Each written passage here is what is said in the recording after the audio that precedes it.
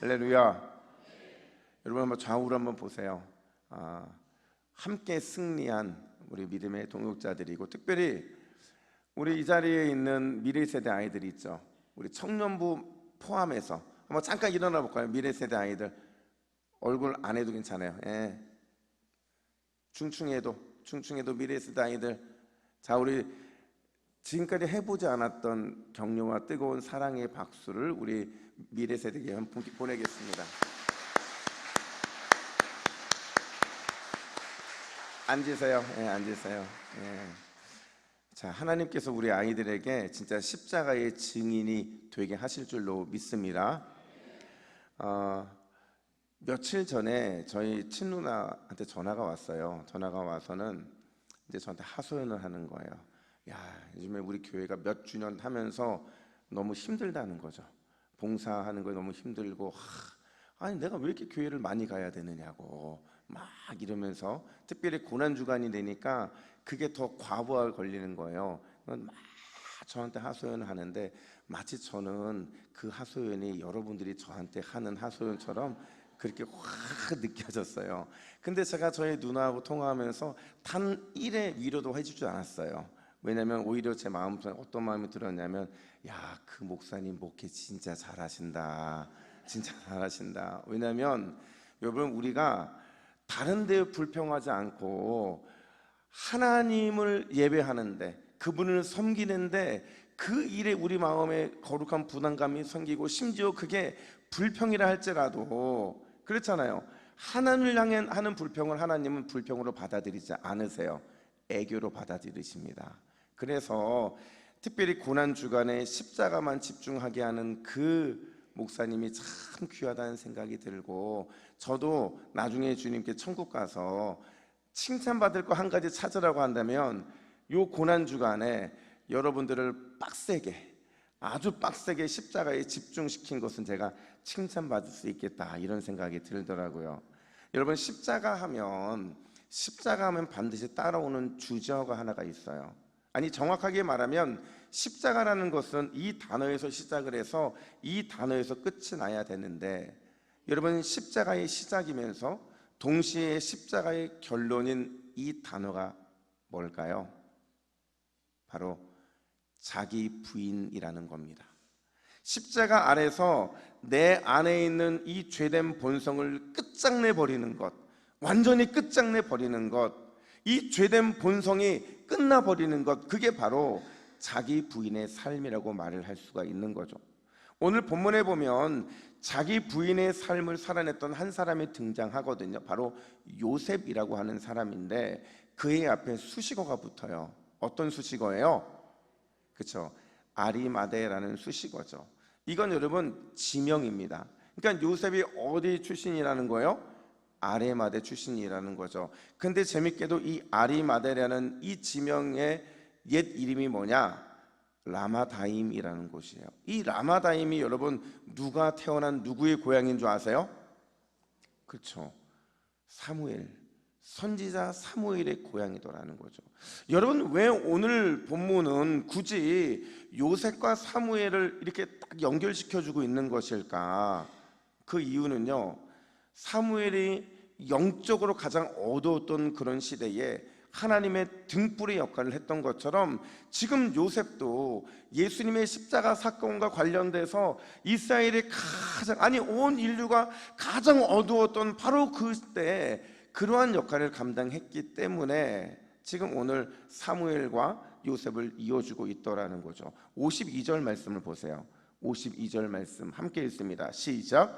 그가 빌라도에게 가서 예수의 시체를 달라 하여. 자, 여러분, 우리는 다 알고 있어요. 지금 이 아리마대 요셉이 빌라도에게 가서 예수의 시체를 달라고 하는 이 행동, 이 요구가 얼마나 위험하고 얼마나 본인한테 해가 되는 일인지를 우리는 잘 알고 있죠. 만약에 정통 유대인이라고 한다면 이런 일을 하지도 않을 뿐도 아니라 해서도 안 되는 일이었죠. 왜냐하면 여러분, 예수님은 어디에 못 박혀 돌아가셨어요? 십자가는 유대인들에게 어떤 의미입니까? 저주죠. 나무에 달린 자마다 다 저주를 받았기 때문에 십자가는 그들에게 저주의 의미였어요. 특별히 이 저주받은 자가 십자가에 못 박혀 죽었고 그 시체를 접촉하는 것, 이것은 율법으로 용납될 수 없는 일이었기 때문에 그렇죠. 따라서 요셉이 예수님의 시체를 요구한다, 예수님의 장례를 치른다, 이거는 죽음을 각오한 자가 아니면, 오늘 표현대로 자기를 부인하는 일이 아니라면 불가능하더라는 거죠. 결국 오늘의 본문의 초점은 뭐냐, 어떻게 아리마대 요셉이 자기를 부인하는 태도를 보일 정도의 이런 신앙을 갖게 되었는가, 어떻게 자기의 모든 과거, 자기의 모든 현재, 심지어 자기의 모든 미래까지도 부인하고 예수님을 쫓는 제자로 헌신하게 되었는가 하는 거죠. 먼저 그는요, 예수님의 십자가를 경험했기 때문에 일이 가능했다라는 거예요. 한번 따라 합시다. 예수님의 십자가를 경험합시다.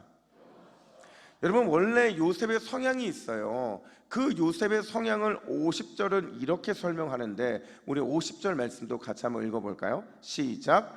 공의 의원으로 선하고 의로운 요셉이라 하는 사람이 있으니. 자, 여러분, 여기서 선하고 의롭다는 게 그냥 말 그대로 참 좋은 사람이다라는 것을 의미할 수도 있지만, 여기서 선하고 의롭다는 것은요, 원문을 잘 들여다보면 완전함을 추구하는 사람이었다는 거예요.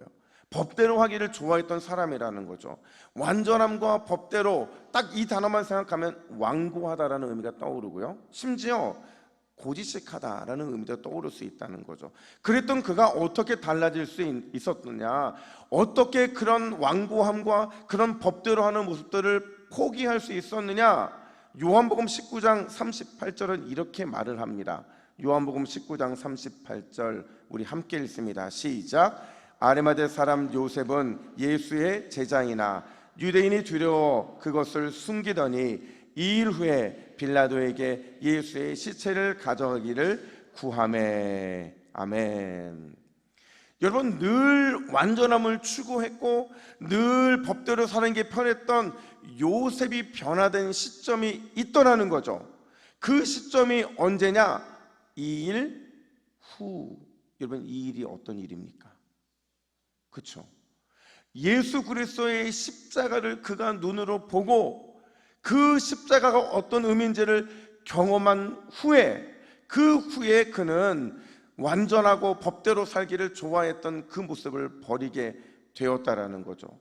여러분, 우리 믿음의 성도들은요, 이전과 이후, 비포와 애프터가 완전히 다른 사람인 줄 믿습니다.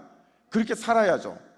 그렇기 때문에 여기서 이전과 이후를 나누는 기준은 반드시 필요해요. 여러분, 우리의 이전의 삶과 이후의 삶을 나누는 완전한 기준, 그 기준이 뭐예요? 예수 그리스도의 십자가인 거죠. 그 십자가를 경험한 사람은 이전과 이후가 완전히 달라지는 거죠. 이전에는 나의 의, 나의 기준에 따라 살았다고 한다면, 십자가를 경험한 이후에는 내 의와 내 기준을 다 버리고 자기를 부인하고 오직 예수를만 따라 살아가는 것, 그 삶을 살아내야만 한다는 거예요. 이러한 삶을 바울이 갈라디아서 2장 20절에서 우리에게 이렇게 말했잖아요. 앞서도 읽었지만 우리 다시 한번 바울의 마음을 담아서 함께 읽습니다. 시작. 내가 그리스도와 함께 십자가에 못 박혔나니 그런즉 이제는 내가 사는 것이 아니요 오직 내 안에 그리스도께서 사시는 것이라. 이제 내가 육체 가운데 사는 것은 나를 사랑하사 나를 위하여 자기 자신을 버리신 하나님의 아들을 믿는 믿음 안에서 사는 것이라. 아멘. 이제는 내가 사는 것이 아니에요. 이제는 누가 사는 것이 아니래요? 내가 사는 게 아니래요. 내 의가 사는 게 아니고 내 주장이 사는 것이 아니고 누가 사는 겁니까? 그리스도 예수께서 자신을 버리신, 먼저 자기를 부인하신 예수 그리스도, 그분을 믿는 믿음 안에 살아가는 것이라고 말을 하는 거죠. 그래서 이 말씀의 근거에서 A.W. 토조라는 목사님이 이렇게 말을 합니다.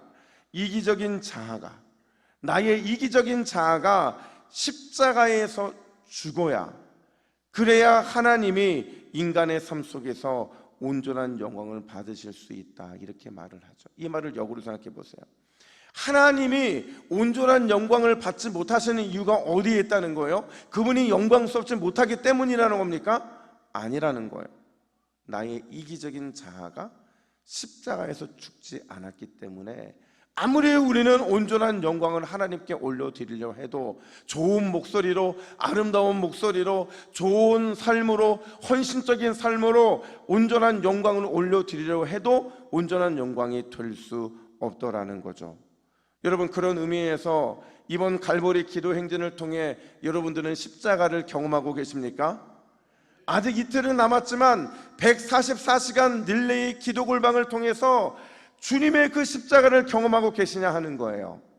이 질문을 역으로 말하면 여러분들은 이 고난주간 이전과 이후 다른 삶을 살고 계시냐 하는 거죠. 여러분, 저는 이번 고난주간을 위해 기도하면서 정말 감사한 게 하나가 있었어요. 이건 어제도 참 제가 너무 감사한 이 마음의 고백이었는데, 여러분, 우리가 기도를 하기 시작하면, 특별히 지금까지 하지 않았던 어떤 비상한 영적인 도전을 하면 반드시 따라오는 게 있습니다. 뭐가 따라올까요? 그렇죠, 시험이 따라오죠. 내가 기도하지만 안 하면 이 시험 안 오는 거예요. 내가 아주 비상한 영적인 도전에 참석하지만 않으면 나한테는 이런 시험 안 와도 돼요. 근데 우리가 하나님 앞에 기도하기 시작하면 그 기도를 가장 싫어하는 사탄이 우리를 방해하게 되는 거죠. 놀라운 건 실제로 우리 교회 안에도 그런 일들이 있었거든요. 주일부터 시작해서, 여러분들은 모르지만 저는 이제 담임 목사니까, 담임 목사로서 여러분들의 삶의 이야기를 듣고 이런저런 이야기를 들으면 여러분들의 그 삶 속에서 정말 시험 들 만한 일들이 주일날, 월요일날, 화요일날, 수요일날, 목요일날, 그리고 오늘도 저는 있으리라 확신합니다. 아멘 하지 마세요. 확신합니다. 근데 제가 왜 감사했느냐, 매일의 시험들이요, 우리가 함께 기도하고 함께 십자가 앞으로 나아가니까 은혜롭게 넘어가지더라는 거예요. 그 여파가 옛날에는 큰 파도처럼 우리를 삼킬 듯이 달려들었는데, 이제는 오다가 방파제에 부딪혀서 모래에 휩쓸리면서 그냥 거품만 남기고 사라지게 되더라는 거죠. 물론 우리의 마음은 잠깐 동안 괴롭고 힘들 수 있어요. 짜증도 나고 화도 날 수 있어요. 그럼에도 불구하고 우리가 기도했기 때문에, 십자가 앞에 나아갔기 때문에 재빨리 그 마음을 바로잡고 오늘의 이 말씀의 제목처럼 나를 부인하고 예수의 이름으로, 예수의 마음으로 승리하게 되더라는 겁니다. 여러분, 그런 의미에서 옆에 분들에게 이렇게 한번 선포해 보세요. 잘하셨습니다. 끝까지 승리합시다. 여러분, 우리가 매일 십자가의 예수님을 경험하고 나의 죄된 본성을 부인하면 그런 나를 통해 우리 하나님이 진짜 영광을 받으실 줄로 믿습니다. 이전에 경험하지 못한 너무나도 보배로운 나를 발견할 뿐만 아니라 내 안에 있는 그리스도가 일하시는 것을 보게 될 줄로 믿습니다. 왜냐하면 여러분, 십자가를 경험해야 그 십자가를 통해 진짜 내가 드러나기 때문에 그렇고, 십자가를 통해 하나님이 가장 사랑하는 내가 누군지를 발견할 수 있기 때문에 그래요. 그래서 어떤 철학자가 이런 말을 했다고 해요. 저는 이 말에 참 공감이 되는데, 인생은 40부터가 아니다, 20부터도 아니다. 인생은 뭐로부터래요? 인생은 뭐로부터래요? 십자가로부터다. 여러분, 오늘도 십자가를 경험하시기를 축복합니다. 십자가를 경험할 때마다 여러분들의 삶은 새롭게 시작되는 거예요. 다시 리셋되는 거죠. 여러분, 십자가의 예수님을 만나면 우리의 인생은 다 새로워지는 것입니다. 오늘도 십자가를 경험하고 십자가의 예수님을 만남으로 자기를 부인하는 새로운 인생, 복된 인생 살아가시기를 예수님의 이름으로 축복합니다. 뿐만 아니라 두 번째로, 하나님의 나라를 갈망했기 때문에 아리마대 요셉이 자기에 대한 그 신앙을 우리에게 보여주고 있는 거죠. 51절 하반절 말씀을 같이 한번 읽어볼까요? 시작. 그는 하나님의 나라를 기다리는 자라. 아멘. 여러분, 기다린다는 게 뭘까요? 기다린다는 게 그냥 가만히 기다린다는 게 아니고요, 이걸 좀 적극적으로 표현하면 왕이신 예수님과 함께 동행하기를 기뻐한다, 하나님과 함께하는, 예수님과 함께하는 그 시간들을 즐거워한다는 의미가 바로 기다린다는 의미인 거죠. 어떻게 왕이신 예수님과 동행하기를 우리는 기뻐해야 하는 것이냐? 따라합시다. 나의 지성, 나의 감정, 나의 의지를 하나님께 복종시켜야 합니다. 여러분, 우리의 영혼은요, 지성과 감정과 의지로 되어 있어요. 이게 우리의 영혼이거든요. 따라서 왕이신 예수님과 동행하려면 반드시 이 세 영역에 대한 복종이 전제가 돼야 된다는 거예요. 먼저 여러분, 지성의 복종입니다. 고린도후서 10장 5절 말씀은 우리에게 이렇게 말을 해요. 함께 읽습니다. 시작. 모든 생각을 사로잡아 그리스도에게 복종하게 하니. 자, 여러분, 여기에서 가장 핵심 키워드가 뭘까요? 복종이죠. 근데 이 복종을 가능하게 만드는 한 단어가 있어요. 그게 뭘까요? 사로잡는다. 뭐냐면 모든 생각을 사로잡아서, 이 사로잡아서라는 게 뭐냐면 포박한다, 결박한다라는 거예요. 그러니까 여러분 보세요. 우리의 지성은 한계가 있어요. 우리의 지성은 늘 부패해요. 그래서 우리의 지성을 그만 가만히 놔두면 우리의 지성의 마지막 골이 뭔지 아세요? 교만입니다. 이게 우리의 지성을 가만히 놔뒀을 때 발생하는 모습이라는 거죠. 여러분, 이것을 위해서 우리는 날마다 나의 생각, 나의 지성을 어떻게 해야 된다고요? 사로잡아서 누구에게 복종해요? 그리스도에게.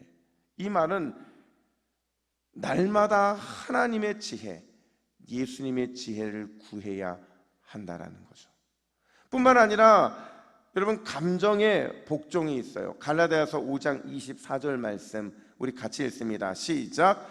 그리스도 예수의 사람들은 그 정욕과 탐심을 십자가에 못 박았느니라. 아멘. 우리 안에는요, 너무나도 저급한 육신의 욕망이 있죠. 우리 안에는 쾌락에 대한 그 강렬한 감정들이 있어요. 근데 이것들을 따라서 살아가면 안 된다는 거죠. 화가 난다고 화를 내면 안 되고, 내 마음에 짜증이 생긴다고 짜증을 다 내면 안 되고, 이 감정마저도 십자가의 예수님께 이양할 수 있어야 된다는 거예요. 그리고 마지막으로 의지의 복종을 보시면 예수님께서 우리에게 보여주신 모범적인 기도가 있죠. 누가복음 22장 42절 말씀 우리 함께 읽습니다. 시작. 그러나 내 원대로 마시옵고 아버지의 원대로 되기를 원하나이다. 아멘. 전적으로 하나님의 뜻에 맞게 살아가겠노라는 그 의지의 표현이 결국에는 우리로 하여금 진짜 십자가의 그 은혜 앞으로 인도하게 만든다라는 거예요. 제가 로마에 갔을 때 정말 하나님의 특별한 섭리 가운데 쿼바디스 도미네라는 영화의 실제 장소를 방문을 했거든요. 그러니까 카타콤에서 로마 시내로 들어가는 그 거리를 쭉 걸어가다 보니까 이 쿼바디스 도미네라는 영화를 촬영했던 그 장소가 있었던 거예요. 거기에는 지금도 특별한 이런 어떤 모습을 갖추고 있는데, 이 영화는 베드로의 인생의 마지막을 보여줘요. 베드로는 로마에서 열심히 사역을 합니다. 근데 사역을 하다가 점점 광폭해지는 네로의 분노, 그 분노의 그 십자가가 자기에게 다가오는 것을 느끼고 로마를 빠져나가기로 결단을 해요. 그리고 로마를 빠져나가서 막 걸어가고 있는데 그때 주님이 베드로 앞에 쭉 나타나시는 거예요. 근데 베드로의 눈에는 주님이 어디론가 가시고 있는 것처럼 보이더라는 거죠. 그러니까 주님께 묻습니다. 쿼바디스 도미네, 주여 어디로 가십니까? 그러자 주님이 이렇게 대답하십니다. 네가 내 양떼를 버렸기에 다시 한번 십자가를 지기 위해 로마로 간다. 네가 내 양떼를 버렸기에 다시 한번 십자가를 지기 위해 로마로 간다. 여러분, 이 말을 베드로가 듣고 가던 길을 멈춰요. 그리고 돌이켜서 다시 로마로 가게 되었고 결국에는 십자가에 거꾸로 못 박혀 순교를 당하게 되더라는 거죠. 오늘 우리는 주님께 물어야 돼요. 주님, 어디로 가십니까? 이 질문을 통해 주님은 우리에게 이렇게 말씀하실 거예요. 네가 내 십자가를 지지 않으려 하기 때문에 내가 다시 한번 십자가를 지려고 갈보리로 가노라. 여러분, 오늘은 성금요일입니다. 나를 위해 십자가 저주를 받으신 예수님을 묵상해야 되는 날인 거죠. 여러분, 이 성금요일에 더욱 십자가를 경험하시기를, 그 경험을 갈망하시기를 예수님의 이름으로 축복합니다. 예수님의 지혜와 그분의 성품과 그분의 뜻을 구하며 하나님의 나라를 갈망하시기를 축원합니다. 그런 우리의 삶을 통해 십자가의 온전함이 드러나게 될 줄로 믿습니다.